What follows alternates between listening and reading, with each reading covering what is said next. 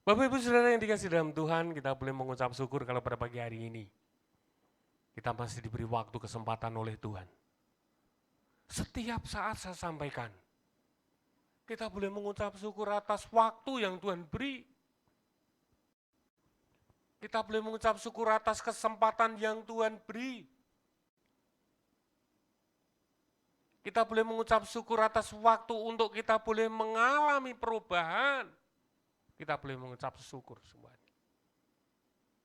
Oleh karena saudara yang dikasih dalam Tuhan, banyak di antara setiap umat ciptaannya tidak memiliki waktu kesempatan untuk bersyukur.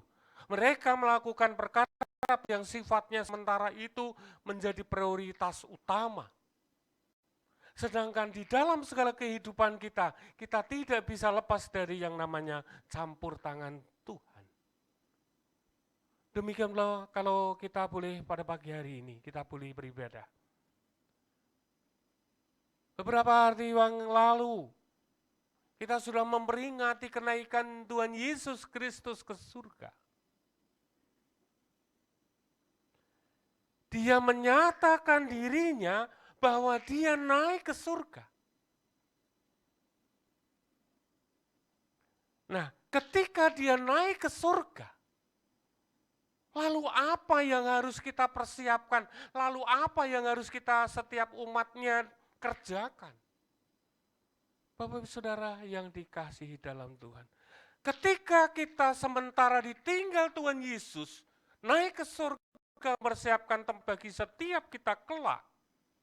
Apa yang harus kita kerjakan? Yaitu kita harus berbenah diri. Kita harus mempersiapkan diri untuk menyambut kedatangannya kali yang kedua. Kita baca dulu Kisah Rasul. Kisah para Rasul ayat 1 pasal 1 ayat 10 Kisah para Rasul pasal 1 ayat 10 dan 11. dan 11.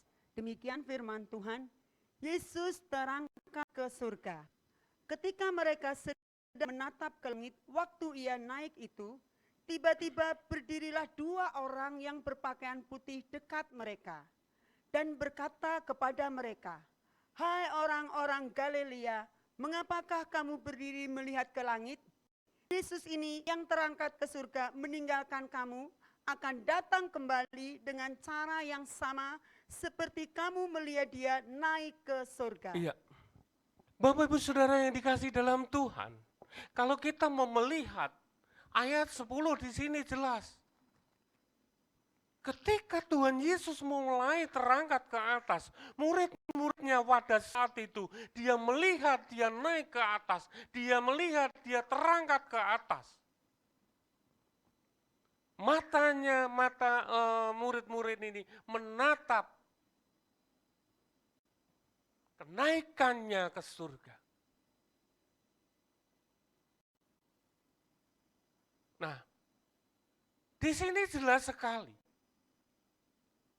Ketika murid-muridnya itu menatap, melihat ke atas, ayat yang 11 katakan, tiba-tiba ada orang berpakaian putih, itu sesungguhnya malaikat Tuhan. Ada malaikat Tuhan berbicara kepada muridnya waktu itu. Di ayat yang 11 ini jelas. Dan dia berkata kepada mereka, "Hai orang-orang Galilea." Ya.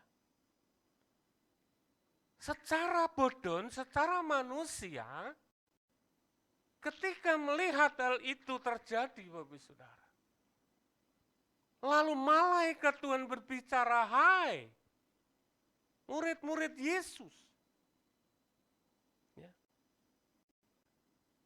Di sini katakan dan berkata kepada mereka, "Hai orang-orang Galilea, mengapakah kamu berdiri melihat ke langit?" Mungkin saat itu malaikat melihat murid-murid melihat kenaikan Kristus ke surga. Mereka bengong. Mereka terpukau. Mereka mungkin merasa, wow. Itulah yang harus kita boleh pahami, mengerti. Jangan sampai ketika Tuhan Yesus Kristus naik ke surga, setiap umatnya, kita yang ada di atas muka bumi ini hanya sekedar Tidak ada sesuatu kegerakan yang merubah, yang membuat setiap kita untuk mempersiapkan diri.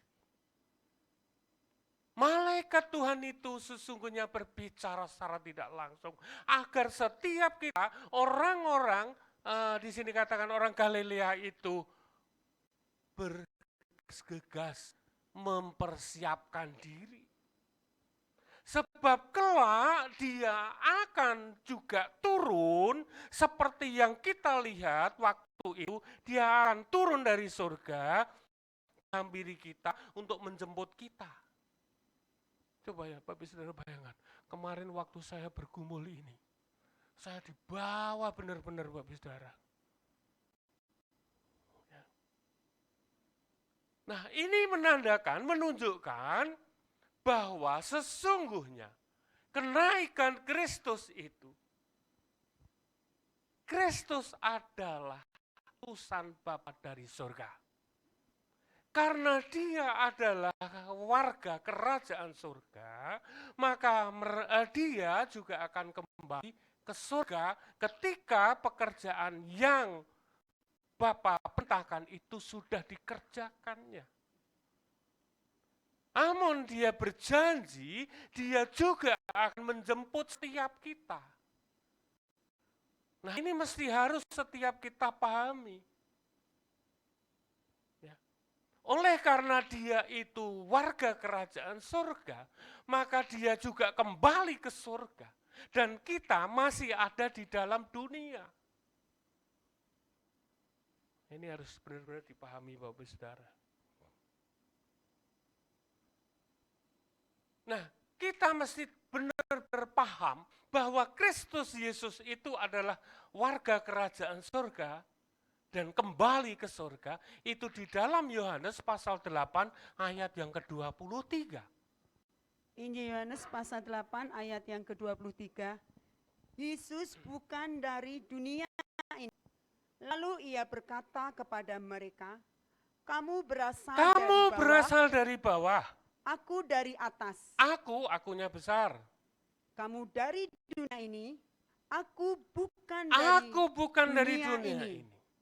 Artinya Tuhan Yesus itu adalah benar-benar utusan Bapa dari surga. Dan kehidupan kita adalah kehidupan manusia yang muncul, yang tercipta dari bawah, dari dunia ini. Nah, sementara dia terangkat ke surga, meninggalkan setiap umatnya sejenak. Ya, sejenak. Dan dia berjanji dia akan kembali dengan cara yang sama seperti pada saat umatnya itu melihat dia naik ke surga. Dia naik ke surga bukan berarti dia itu tega meninggalkan kita. Bukan berarti kita ini dibiarkan di dalam kehidupan dunia ini, yaitu bergumul sendiri. Tidak membiarkan juga setiap kita menghadapi persoalan permasalahan dengan kekuatan manusia itu sendiri. Bapak Ibu Saudara yang dikasihi dalam Tuhan. Bukti cinta kasih Tuhan kepada setiap kita ini sungguh-sungguh besar. Ya. Bahkan cinta kasih Tuhan itu akan terus berada bersama dengan kita sampai dia datang menjemput kita. Bapak Ibu Saudara yang dikasihi dalam Tuhan. Tuhan tidak akan rela ketika umat yang dicintai, dikasihinya di dalam dunia ini, yaitu hidup dalam kesendirian. Sementara Tuhan Yesus mempersiapkan tempat bagi kita. Ya. Untuk itulah, mari selagi kita masih ada waktu kesempatan untuk merubah diri, untuk kita semakin dekat dengan Tuhan, semakin kita melayani, mengasihi Tuhan, lakukan, kerjakan dengan segenap sepenuh hati. Karena Tuhan begitu cintanya besar kepada setiap kita. Tuhan tidak akan pernah membiarkan setiap kita itu dalam hidup di dunia ini berjalan sendirian. Dia tidak akan tega, bahasanya. Dia akan senantiasa menyertai. Di dalam Ibrani 13, ayat yang kelima, Ibrani pasal 13 B terutama, ayat yang ke-5b. ya, dibaca semua tapi penekanannya ada di 5B. Ya. Janganlah kamu menjadi hamba uang dan cukupkanlah dirimu dengan apa yang ada padamu. Karena Tuhan telah berfirman, aku sekali-kali tidak akan membiarkan engkau dan aku sekali-kali tidak akan meninggalkan engkau. Bapak Ibu Saudara yang dikasihi dalam Tuhan, yang pertama, Tuhan sangat tahu apa yang menjadi keperluan kebutuhan setiap manusia. Nah, di situ tadi katakan, apa? Jangan, ayat yang ke-5, jangan apa? Cinta. Artinya segala sesuatu kehidupan, seringkali manusia itu diukur dengan kekuatan yang namanya uang, materi. Tuhan tidak inginkan hal itu. Ya. Jangan sampai yang namanya uang itu segala-galanya dalam kehidupan di atas muka bumi ini, selagi Tuhan masih memberi waktu kesempatan untuk kita boleh hidup. Sebab ketika kita sudah mati tidak ada sesuatu yang bisa berubah. Nah, Tuhan inginkan satu kehidupan kita, jangan kita selalu mencintai dan mencintai yang namanya mamon. Bahkan janji Tuhan itu ya dan amin, bentuk cinta kasihnya. Aku sekali-kali tidak akan membiarkan engkau. Aku tidak akan sekali-sekali meninggalkan engkau. Artinya dalam segala kehidupan kita ini sampai saat ini, sesungguhnya kita sebagai orang percaya kepada Dia, yaitu sebagai Tuhan dan Juru Selamat dalam kehidupan kita, Dia menyertai kita. Amin. Dia ada bersama kita. Sehingga tidak akan ada lagi yang akan kita gentarkan, khawatirkan, kita bimbangkan. Sekalipun gejolak lepas gejolak terjadi, namun di situ firman jelas. Sekali Tuhan tidak akan pernah tinggalkan kita. Sehingga di dalam kehidupan ini kita ada keberanian, kita ada kekuatan, kita ada supranatural ilahi yang akan terus bersama dengan kita ketika kita lebih sungguh-sungguh di dalam firman. Bapak Ibu Saudara yang dikasihi dalam Tuhan, demikian pula Tuhan berkehendak. Ketika Tuhan tinggalkan sejenak, mempersiapkan tempat bagi kita semuanya, umat yang ditinggal ini sementara waktu, Tuhan berkehendak supaya setiap kita memiliki pertumbuhan kedewasaan rohani. Bukan terus maunya dituntun, bukan maunya terus dicokoli, seperti anak kecil. Maunya dituntun, maunya didulang. Tuhan inginkan satu kehidupan kita, ada satu perubahan, yaitu kedewasaan rohani. Dan Tuhan inginkan supaya setiap kita ketika sementara waktu ditinggal, kita memiliki pertumbuhan secara rohani, menjadi dewasa. Ketika kita menjadi orang-orang yang memiliki kedewasaan rohani, sedangkan Tuhan itu terus mau berbicara kepada setiap kita secara secara rohani. Nah, orang-orang dewasa rohani itu akan nyambung, itu akan bisa menangkap ketika diajak berbicara secara rohani. Namun sebaliknya, anak-anak kecil, anak-anak rohaniannya itu tidak ada pertumbuhan, tidak akan pernah nyambung ketika diajak berbicara secara rohani. Anak-anak kecil rohani itu yang dipikirkan bukan perihal kehidupan kekal kelak, tapi perihal kehidupan-kehidupan yang saat ini menjadi kebutuhannya, yaitu kebutuhan jasmani yang sifatnya sementara. Dan ini tidak nyambung. Ya. Tuhan inginkan satu kehidupan kita, yaitu bukan hanya memikirkan perihal-perihal kehidupan di dunia ini, namun juga Tuhan inginkan satu perubahan, pertumbuhan kerohaniannya semakin hari semakin bertambah dewasa. Tuhan inginkan dalam kehidupan ini bukan hanya untuk keperluan kebutuhan hidup, namun mempersiapkan diri, berbenah diri untuk kehidupan-kehidupan kekal. Ini yang harus setiap kita pahami.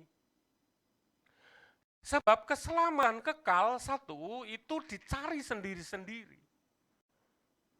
Keselamatan kekal itulah yang menjadi tolok ukur kunci. Ya. Bapak Ibu Saudara yang dikasihi dalam Tuhan. Baca dulu ayatnya. 1 Korintus pasal 3. 1 Korintus pasal 3 Ayat 1 sampai 3. ayat 1 sampai 3. Perselisihan. Dan aku saudara-saudara pada waktu itu tidak dapat berbicara dengan kamu seperti dengan manusia rohani, tetapi hanya dengan manusia duniawi yang belum dewasa dalam Kristus. Susulah yang kuberikan kepadamu bukanlah makanan keras, sebab kamu belum dapat menerimanya. Dan sekarang pun kamu belum dapat menerimanya, karena kamu masih manusia duniawi. Sebab jika di antara kamu ada iri hati dan perselisihan, bukankah hal itu menunjukkan bahwa kamu manusia duniawi dan bahwa kamu hidup secara manusiawi? Iya, Bapak Ibu Saudara yang dikasihi dalam Tuhan. 1 Korintus pasal 3 ayat 1 sampai 3 menunjukkan bahwa satu kehidupan manusia ini, manusia dunia, syarat dengan iri hati, penuh dengan kekecewaan, penuh dengan goncangan, gejolak dan sebagainya, saling tuduh menuduh, saling jerat menjerat. Ya. Kehidupan secara rohani itu sampai tidak terpikirkan. Ini yang seringkali terjadi di dalam setiap kehidupan. Tidak sedikit umat Tuhan yang diciptakannya itu ketika kita masuk di zona zaman akhir ini bukan lagi mempersiapkan berbenah diri untuk hari-hari yang akan datang, tetapi malah justru mencari apa yang bersifat sementara ini. Ya. Banyak yang mengabaikan. Ya. Banyak yang tidak mau memperhatikan. Terlena, terbuai dengan segala pekerjaannya. Ya. Terlena, terbuai dengan zona nyamannya. Mari waspadai Bapak Saudara yang dikasihi dalam Tuhan. Sungguh kami kemarin terberkati dengan satu kesaksian. Ada seorang pelayan Tuhan yang hidupnya memang fokus untuk Tuhan. Tapi suaminya sangat mengecewakan Tuhan. Akhirnya suaminya dipateni Tuhan. Loh Tuhan kok kejam? Enggak, Bapak Saudara. Karena seseorang yang menghalang-halangi pemberitaan kebenaran, seseorang yang menghalang-halangi pekerjaan Tuhan, lebih baik Tuhan singkirkan. Ini saya sungguh dalam hati saya terenyuh. Sampai sedemikian rupa Tuhan itu. Secara jasmani, seorang istri ini lemah. Ada sesuatu yang kurang dalam dirinya. Namun di balik kekurangan manusia, jalmo manungso, itu kurang, tapi di hadapan Tuhan dia lebih. Sehingga pembelaan Tuhan itu ya dan amin. Itu sangat-sangat saya meresapi. Ya. Untuk itulah mari Bapak Saudara, ketika kita masih diberi waktu kesempatan oleh Tuhan, ayo benahi dalam diri kita. Jangan sampai setiap kita ini hanya ibadah biasa-biasa, santai-santai saja. Kegiatan-kegiatan gereja hanya sekedar saja. Jangan. Mari benahi ketika Tuhan mempersiapkan tempat bagi kita, kelak kita di sana. Kalau kita di dalam hidup ini tidak bisa membenahi diri, keimanan kita, kerohanian kita, tindakan perilaku kehidupan kita tidak dibenahi, enggak mungkin kita nanti akan bersama-sama dengan Dia di sana. Untuk itu Bapak Saudara yang dikasih dalam Tuhan, ketika Tuhan masih beri kesempatan sekali lagi, mari berbenah dirilah ketika Tuhan itu mempersiapkan tempat kita. Kita itu menunggu kedatangannya ya kali yang kedua. Dan setiap umatnya yang masuk kriteria untuk dia nantinya bersama-sama dengan Dia di sana, itu bukan sekedar. Bukan manusia yang sekedar, namun manusia yang benar-benar memiliki bobot rohani. Kriteria-kriteria untuk kita kelak masuk pengangkatan itu aja dulu lah. Itu mesti harus kita kejar. Jangan sampai kita ini santai-santai sajalah, enggak, jangan. Tuhan inginkan satu kehidupan kita ketika masih ada di dalam dunia ini, selain kita mengerjakan apa yang harus kita kerjakan, lakukan di dalam dunia untuk memenuhi kebutuhan hidup, kita juga harus mempersiapkan diri secara rohani, yaitu agar segala apa yang ada di dalam diri kita itu sesuai kriteria kepenuhan Kristus. Efesus pasal 4 ayat yang ke-13. Efesus pasal 4 ayat 13. Sampai kita semua telah mencapai kesatuan iman dan pengetahuan yang benar tentang anak Allah, kedewasaan penuh dan tingkat pertumbuhan yang sesuai dengan kepenuhan Kristus. Inilah kriteria standar untuk kita boleh kelak bersama-sama dengan Dia. Mencapai kesatuan iman. Ya. Pengetahuan yang benar tentang Tuhan. Bukan didengar dari katanya, kata orang, kata si A, kata hamba Tuhan, kata pendeta, bukan. Namun dari kita belajar mengerti istilahnya pasinaon.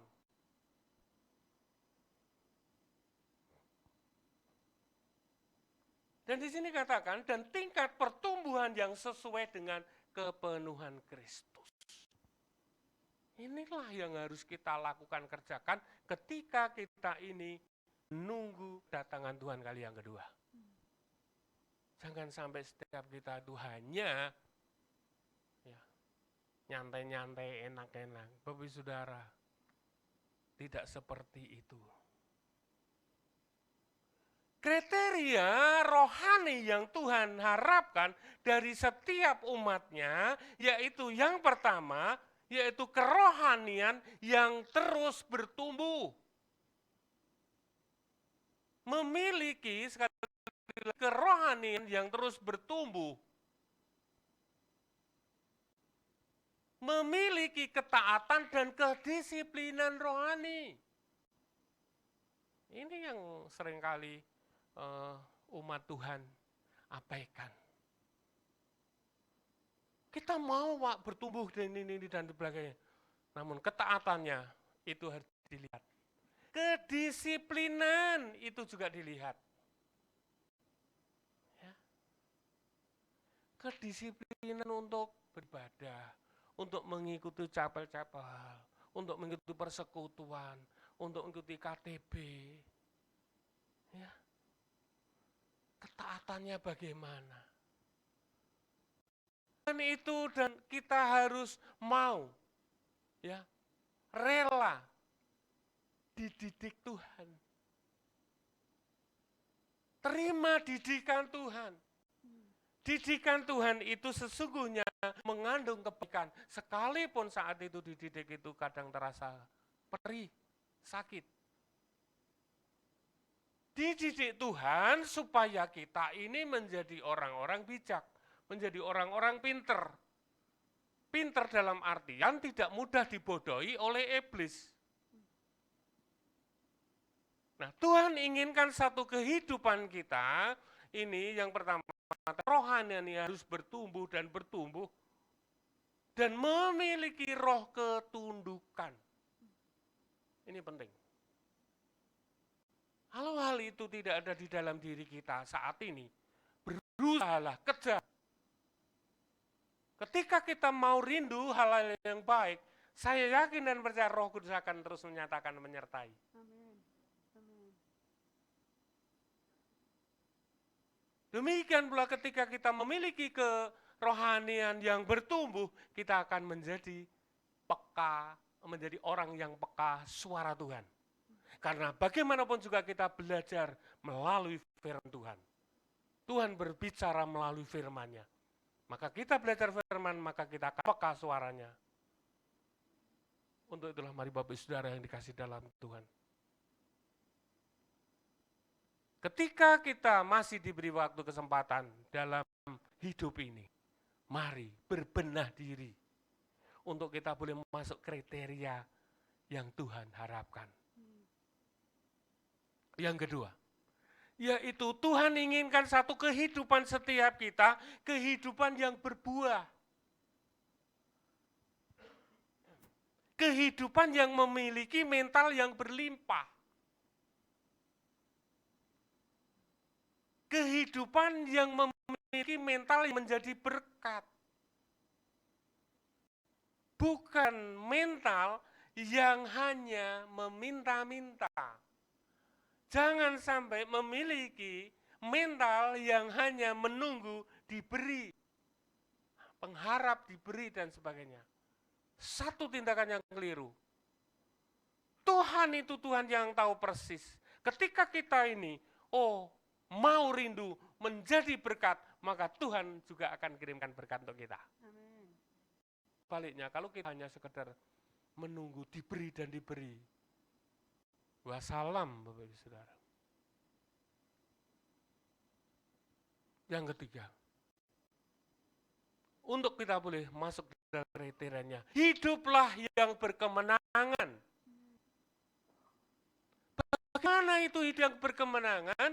Hidup berkemenangan yaitu ketika kita memiliki integritas dan komitmen terhadap kebenaran dan menghidupi firman Tuhan. Ini penting. Jangan sampai setiap kita beribadah menjadi anak-anak Tuhan hanya sekedar Kristen tok. Enggak ada artinya tuh. Kalau enggak ada perubahan. Milikilah komitmen. Nyatakan dalam diri kita. Aku mau berubah, aku mau hidup dalam kebenaran. Aku mau menghidupi firman-Nya.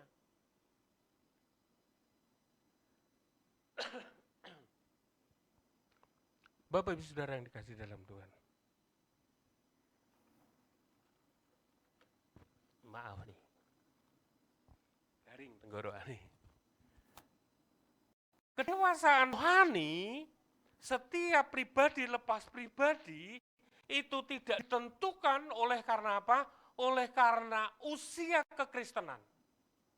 Ya, ingat, kedewasaan rohani itu tidak ditentukan oleh lamanya kita menjadi orang Kristen. Dan kedewasaan rohani itu tidak ditentukan oleh karena menjadi pejabat gerejawi, atau menjadi diaken, atau menjadi pengerja, atau menjadi full timer dan sebagainya. Bukan itu.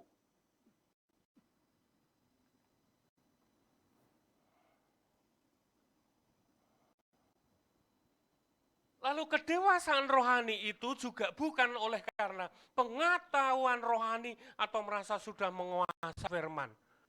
Bahasa luarnya sudah khatam berkali-kali. Itu belum tentu atau belum bisa dikatakan dewasa secara rohani. Kalau dia itu tidak melakukan, tidak menghidupi firman-Nya. Apalah artinya 4 hal tadi yang saya sampaikan ketika dalam kehidupan ini kita tidak menjadi berkat. Justru sebaliknya kita malah menjadi batu sandungan. Ya. Kristen sudah dari indil-indil sampai ondol-ondol. Ya. Wah, aku di gereja jadi pejabat gereja. Gang ini, megang itu. Dicekeli kabeh. Enggak. Wah, gereja wah, karunia rohani dan. Kalau setiap kehidupan kita tidak menjadi berkat, menjadi batu sandungan, Tuhan kempus. Enyahlah engkau, hai. Jahat. Tapi Tuhan inginkan satu kehidupan setiap kita hendaklah memiliki kecerdasan di dalam bertindak. Bagaimana itu kecerdasan di dalam bertindak? Gercep. Gercep itu apa? Oh, gerak cepat. Gerak cepat untuk apa? Yaitu untuk melayani orang lain. Gerak cepat untuk kita masuk di dalam visi misi pekerjaan Tuhan. Itu yang bisa dikatakan memiliki dewasa rohani. Visi misi pekerjaan Tuhan yang jelas. Yaitu untuk kelebaran kerajaan Tuhan, untuk menyampaikan kabar keselamatan. Semuanya untuk memuliakan Tuhan. Inilah yang dikatakan dewasa secara rohani. Bapak Ibu Saudara yang dikasih dalam Tuhan. Sungguh kebaikan Tuhan itu, yaitu mengawali suatu pekerjaan yang baru, yaitu menyediakan tempat bagi umatnya di sono. Itu akan kita sebagai umat penghuninya, ketika dalam kehidupan ini, kita ini menjadi orang yang percaya kepada Dia dan melakukan firman-Nya. Maka Dia akan menjemputnya untuk kita dibawa di sana. Di mana Dia berada, kita pun nanti kita berada di sana. Bapak Ibu Saudara yang dikasih dalam Tuhan. Sementara mempersiapkan tempat di surga bagi kita semua. Sekali lagi, Dia pun sebetulnya hatinya itu hati Tuhan, hati yang penuh belas kasih. Hati yang terus mau mengasihi umatnya. Hati yang mau peduli kepada umatnya. Sementara Dia mempersiapkan tempat, Dia berjanji akan memohon kepada Bapa untuk mengutus. Yaitu siapa? Roh Kudus. Sebab tanpa penyertaan Roh Kudus, tanpa bimbingan Roh Kudus, apa yang ada di dalam kehidupan di atas muka bumi ini akan susah dan berat. Untuk itulah Bapa Tuhan Yesus Kristus tahu betapa berat, betapa susahnya hidup dalam kebenaran di dalam dunia, terlebih di zaman ini tanpa Roh Kudus. Maka Roh Kudus diutus untuk turun bersama-sama ada di dalam diri kita. Yohanes pasal 14 ayat yang ke-17. Yohanes pasal 14 ayat 17, Yesus menjanjikan penghibur, yaitu Roh kebenaran. Dunia tidak dapat menerima Dia, sebab dunia tidak melihat Dia dan tidak mengenal Dia. Tetapi kamu mengenal Dia, sebab Ia menyertai kamu dan akan diam di dalam kamu. Bapak Ibu Saudara yang dikasih dalam Tuhan, mari singkapi ayat ini. Roh kebenaran sulit diterima oleh orang-orang dunia. Bahkan orang-orang dunia tidak mau menerima hal itu. Karena orang-orang dunia maunya hidup manusia dunia. Hukumnya hukum rimba. Sopo sing kuat itu yang menang. Di sini katakan, sebab dunia tidak melihat Dia dan tidak mengenal Dia. Dunia yang penuh dikuasai dosa ini tidak mengenal, tidak mau menerima hal itu. Hal baik itu sangat-sangat susah di dalam kehidupan. Maka dunia itu bahkan menolak. Namun kita sebagai anak-anak Tuhan yang sudah dikasih tahu, sudah diajar, sudah dididik, sudah mengerti kebenaran, sudah mengerti firman Tuhan. Roh Kudus itu akan menyertai setiap kita. Bahkan akan diam dalam diri kita. Itu ya dan amin. Lalu ketika Roh Kudus ada dalam diri setiap kita, apa yang harus kita kerjakan untuk pekerjaan di dalam dunia ini? Yaitu kita melanjutkan pekerjaan Tuhan Yesus di dalam dunia ini. Yaitu apa? Mewartakan kabar keselamatan. Jadikan semua bangsa muridku, terus sampai baptis. Ya. Roh Kudus akan terus menyertai kepada setiap kita yang mau dipakai Tuhan untuk menyampaikan kabar keselamatan kepada banyak orang. Ya. Kabar baik. Dan menyampaikan kabar penghakiman manusia kelak. Ini harus dipahami, dimengerti. Sebab setiap manusia akan menghadapi kematian dan tidak bisa diwakilkan atau ditunda. Ya, ini harus dipahami, dimengerti Bapak Ibu Saudara. Manusia akan dibatasi dengan usia. Manusia tidak akan pernah bisa menghindar dari yang namanya kematian. Namun ketika Tuhan masih beri waktu kesempatan dalam kehidupan ini, mari kita singkapi dalam hal ini. Sekali lagi, kematian tidak bisa dihindari. Atau diwakilkan, wes kamu mati dong, tak ganti wes, tak ganti duit. Tak kayak bonus wes, ada di sini? Ada. Segala sesuatu sudah Tuhan tentukan. Untuk itu mari Bapak Saudara dikasih dalam Tuhan, ketika kita masih di dalam dunia ini, mari benahi dalam diri kita. Pemberitaan kabar keselamatan itu harus menjadi visi misi jelas bagi kita. Bahkan sampai bangsa, bahkan sampai bangsa-bangsa. Itu nyatakan. Wahyu pasal 20. Wahyu pasal 20 ayat 11. Wahyu pasal 20 ayat 11, hukuman yang terakhir. Lalu aku melihat suatu tahta putih yang besar dan Dia yang duduk di atasnya. Dari hadapannya lenyaplah bumi dan langit dan tidak ditemukan lagi tempatnya. Sampai 15. Dan aku melihat orang-orang mati besar dan kecil berdiri di depan tahta itu. Lalu dibuka semua kitab dan dibuka juga sebuah kitab lain, yaitu kitab kehidupan. Dan orang-orang mati dihakimi menurut mereka berdasarkan apa yang ada tertulis di dalam kitab-kitab itu. Maka laut menyerahkan orang-orang mati yang ada di dalamnya, dan maut dan kerajaan maut menyerahkan orang-orang mati yang ada di dalamnya. Dan mereka dihakimi masing-masing menurut perbuatannya.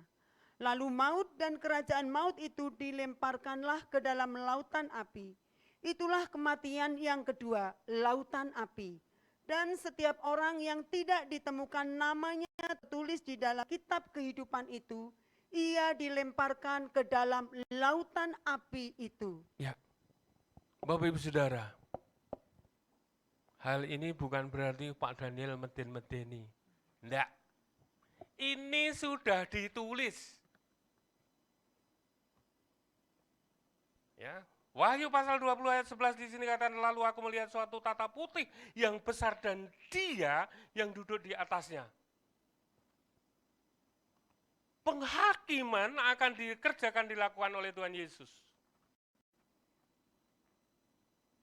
Penghakiman terakhir waktu. Dari hadapannya lenyaplah bumi dan langit dan tidak ditemukan lagi tempatnya. Yang namanya langit dan bumi serno. Hilang, lenyap. Campur aduk bahasa Jawa ya. Yang ada adalah atmosfer dari surga. Langit dan bumi akan lenyap, tidak akan ada jelunungi lagi. Ayat 12 katakan, dan aku melihat orang-orang mati, besar dan kecil. Bayangkan Bapak Saudara. Orang-orang yang kecil, orang-orang yang pemuda, remaja, dewasa, dan tua, mati. Dan berdiri di depan tahta itu, karena pada saat itu, ketika mau ada penghakiman, bangkitkan itu. Saat itulah akan ditentukan. Ya, akan ditentukan. Lalu apa yang bisa menunjukkan sesuatu di dalam kehidupan manusia saat itu? Sekali lagi, dan aku melihat orang-orang mati besar dan kecil berdiri di depan tahta itu, lalu dibuka semua kitab. Kitab-kitab kehidupan dibuka. Kitab-kitab kehidupan umat manusia di muka bumi ini dibuka. Itu buku Al-Hayat. Buku kehidupan. Ya. Dan orang-orang mati dihakimi menurut perbuatan mereka berdasarkan apa yang ada tertulis di dalam kitab itu. Bapak Ibu Saudara yang dikasih dalam Tuhan, segala apa yang kita perbuat, kita lakukan di dalam hidup ini sampai detik ini pun malaikat surga mencatat. Apapun yang kita perbuat, apapun yang kita lakukan, apapun yang kita kerjakan, kelak dipertanggungjawabkan di hadapan Tuhan. Bukunya itu akan dibuka. Wah, terus bermiliat-miliat orang, apa malaikat Tuhan itu ingat ya, aku. Itu sudah otomatis, Bapak Saudara. Perbuatan setiap pribadi lepas pribadi itu akan memutuskan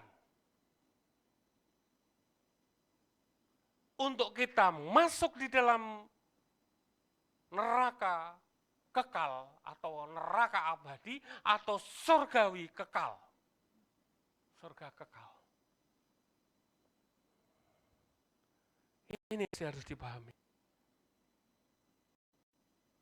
Sehingga setiap kehidupan kita, mari jangan sampai kita hanya bahasane Jawa itu ngelelengan, ya, petidah petiti, diberkati sithik rumangsa wah gini-gini. Oh, Bapak Saudara, mari saya melihat hal ini sungguh menjadikan setiap kita, yuk jangan sampai itu terjadi dalam setiap kehidupan kita.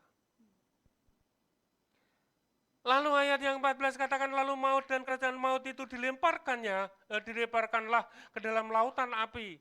Itulah kematian yang kedua, lautan api. Coba Bapak Ibu Saudara bayangkan. Ketika di dalam kehidupan ini, catatan-catatan perbuatan manusia kita di dunia ini akan dibuka di dalam buku Al-Hayat itu. Dan itu akan menentukannya ketika kita banyak melakukan perbuatan-perbuatan yang tiada benar, maka akan dilemparkannya ke dalam lautan api. Itu penuh dengan gertak gigi. Penderitaan yang tiada habisnya. Penyesalan yang tiada terkira. Itu tempatnya. Untuk itu mari Bapak Saudara yang dikasih dalam Tuhan. Neraka yang penuh gertak gigi, coba gertak gigi gimana sih? Giginya retak sampai kayak ngoplok ngewel itu. Itu saya bayangkan seperti itu, ngoplok. Maka banyak juga kesaksian di antara hamba-hamba Tuhan yang dibawa untuk melihat neraka. Ini penting sekali untuk kita memahami, mengerti. Jangan sampai, itu kan hambanya itu pelayan Tuhan. Jangan, Bapak Saudara. Terima itu, benahi dalam diri kita. Sampai kita itu masuk di dalam kematian yang kedua itu, yaitu di dalam api abadi atau kesengsaraan, lautan api yang tidak pernah padam. Lapik tidurnya apa? Sudah mempelajari? Belatung. Ya, lapik tidurnya itu belatung, coba Bang. Gerogoti kayak gitu. Oh, itu mari Bapak Saudara yang dikasih dalam Tuhan. Neraka yang bersifat kekal itu, yang penuh dengan gertak gigi, penderitaan dan siksakan yang tiada habisnya itu, menjadikan tempat penyesalan seumur hidup. Penyesalan tidak akan pernah ada gunanya lagi. Penyesalan tidak akan pernah ada artinya lagi. Karena nasi sudah menjadi bubur.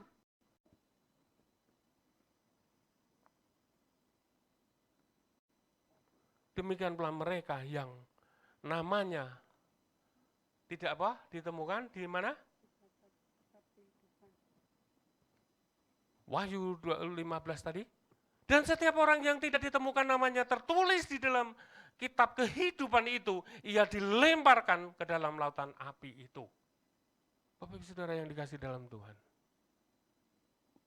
Ini ada pengajarannya. Ya.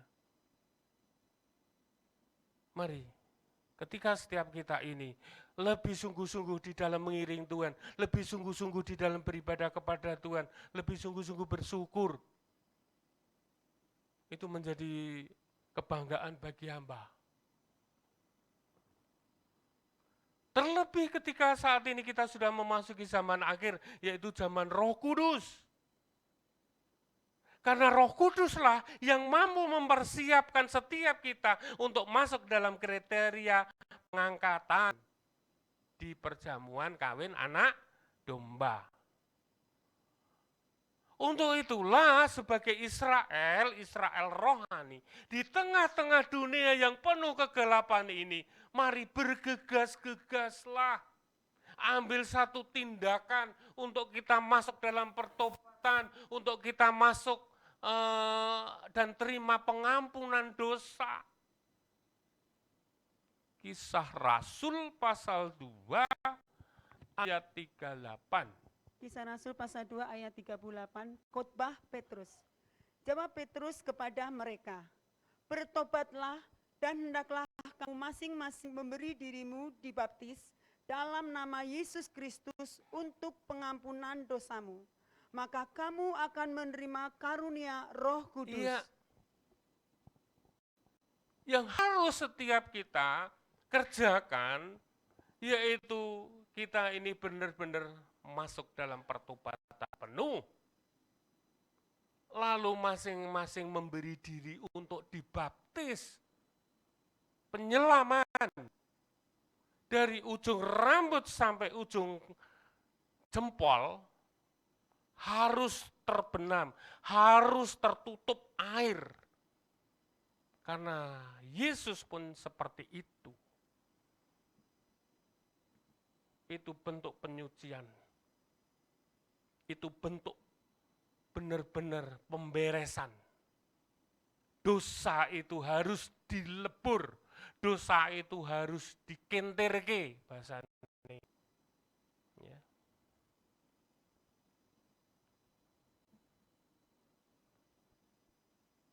Ketika setiap kita ini benar-benar melakukan seperti apa yang Roh Kudus tuntun bahwa masuk dalam pertobatan, terima baptisan Roh, sungguh menjadikan sesuatu hal yang sangat indah. Lanjut loncat ayat 42. Ayat 42, cara hidup jemaat yang pertama. Mereka bertekun dalam pengajaran rasul-rasul dan dalam persekutuan. Mereka selalu berkumpul untuk memecahkan roti dan berdoa. Bapak Ibu Saudara yang dikasih dalam Tuhan, ketika kita ini tersadar untuk masuk dalam pertobatan, lalu kita masuk dalam baptisan, terima karunia Roh. Roh Kudus akan terus menyertai sepanjang kehidupan kita untuk semakin hari semakin bertumbuh dan berbuah, semakin hari semakin bertumbuh dewasa. Ya. Lalu bagaimana kalau itu dilakukan seperti baptisan air? Baptisan gini, beda Bapak Saudara, terus terang beda. Karena firman Tuhan menuliskan kita harus diselam. Ya. Firman Tuhan harus selam. Pak, nanti aja Pak, saya baptis nek wis sudah tua. Nanti saja Pak, baptis nek saya kawin. Nanti saja Pak, baptis nek saya sudah mau, dan acara dan sebagainya. Bapak Saudara, semuanya dikembalikan ke pribadi lepas pribadi. Tuhan tidak memaksa. Namun kebenaran, pengertian kebenaran ini sudah tersampaikan. Jangan sampai setiap kita ini nanti mengalami gelo, tembe, mburi. Ya. Bapak Ibu Saudara yang dikasih dalam Tuhan, apa yang menjadi tuntunan bimbingan dari gereja itu untuk kebaikan setiap kita, bukan untuk kepentingan pendeta nih, bukan untuk kepentingan hal-hal untuk segala sesuatu, namun kepentingan itu untuk pribadi lepas pribadi. Dan ketika kita lebih sungguh-sungguh sudah mengalami baptisan air, baptisan Roh, Roh Kudus menyatu dalam diri kita dipenuhi dengan karunia-karunia Roh.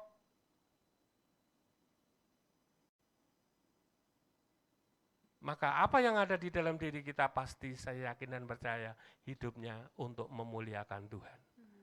Hidupnya untuk mendatangkan kebaikan untuk Tuhan. Maka di dalam kehidupan zaman akhir ini, ketika kita ada di zona Roh Kudus, jangan sesekali mendukakan Roh Kudus. Ya. Kalau setiap kita itu sampai mendukakan Roh Kudus, tidak ada tomboni. Ya. Karena ini zaman akhir, zaman ini sudah zaman Roh Kudus. Zaman Bapa sudah berjalan. 2000 tahun, milenium, zaman anak 2000, ini masuk zaman Roh Kudus. Lalu kita masuk 7 hari, ini peta zaman. Ya, 1 hari, 2 hari, 2 hari, 2 hari, 3 hari. Penciptaan 7 hari, 1 hari, 1000, kita masuk nanti. Nah, kita sudah masuk dalam waktu anugerah. Ya. Jangan sampai setiap kita mendukakan Roh Kudus. Efesus 4 ayat 30. Efesus pasal 4 ayat 30. Manusia baru. Dan janganlah kamu mendukakan Roh Kudus Tuhan yang telah memeteraikan kamu menjelang hari penyelamatan. Bapak Ibu Saudara yang dikasihi dalam Tuhan, Roh Kudus itu adalah meterai. Menjadi meterai kita. Kita dimeteraikan oleh Roh Kudus. Kita dinyatakan sebagai pemilik miliknya Kristus itu oleh Roh Kudus, yaitu sebagai meterai. Tanpa meterai, tanpa Roh Kudus, tidak sah jadi milik Tuhan. Ya. Untuk itulah jangan sampai menjadikan setiap kita mendukakan Roh Kudus. Ya. Dialah yang akan menuntun menjadikan setiap kita hidup tidak lagi menjadi orang-orang yang munafik, yaitu Roh Kudus itu. Roh Kudus akan terus membawa satu kehidupan kita menuju menjadikan orang-orang yang memiliki kemurnian hati untuk hormat dan kemuliaan Tuhan.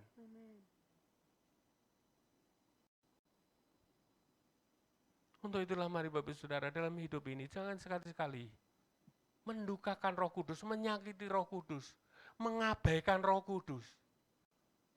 Kalau diajak WL untuk bahasa roh, ya bahasa roh yang kuat. Ya. Roh Kudus ada bersama dengan kita. Roh Kudus itu menyatu dalam diri kita ketika hati kita. Ketika kita memberikan tempat di dalam diri kita, dalam hati kita, Roh Kudus kuasai hatiku. Roh Kudus pimpin aku. Roh Kudus akan menyatu. Roh Kudus itu akan keluar lepas dari dalam diri kita ketika kita ini terjadilah pemberontakan, penyangkalan, hati yang keras, dablek, ngeyel, dan sebagainya. Itu. Untuk itulah mari Bapak Saudara yang dikasih dalam Tuhan. Tuhan inginkan satu kehidupan kita ketika Dia mempersiapkan tempat bagi kita kelak, ya. Maka di dalam kehidupan ini kita sebagai anak-anaknya, mari berbenah diri. Berbenah diri pun Tuhan Yesus itu tidak menyertakan demikian, Pak. Tapi menyertakan Roh Kudus untuk menuntun, membimbing setiap kita, menyertai kita, supaya kita tetap hidup, mampu menghadapi kehidupan zaman akhir. Dan Tuhan inginkan kemurnian hati itu ada di dalam setiap anak-anak Tuhan hingga pada zaman akhir ini. Ayat terakhir, 2 Korintus pasal 6 ayat yang 6.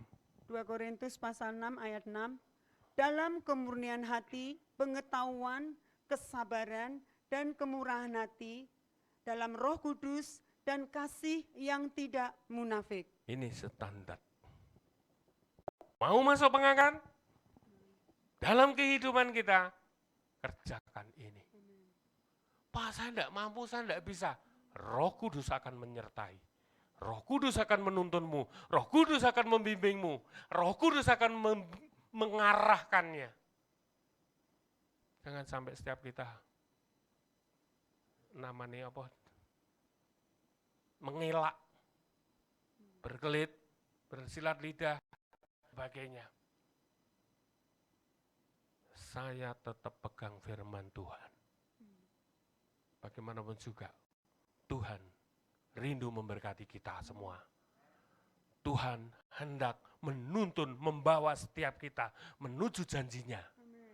Yaitu untuk kita terima keselamatan kekal. Amin. Mari kita ambil saat terus. Kita ambil perenungan. Hurala matakan arala mayasi kanara matakan. Dikarala matakan arala mayasi. Yarala matakan arala manana.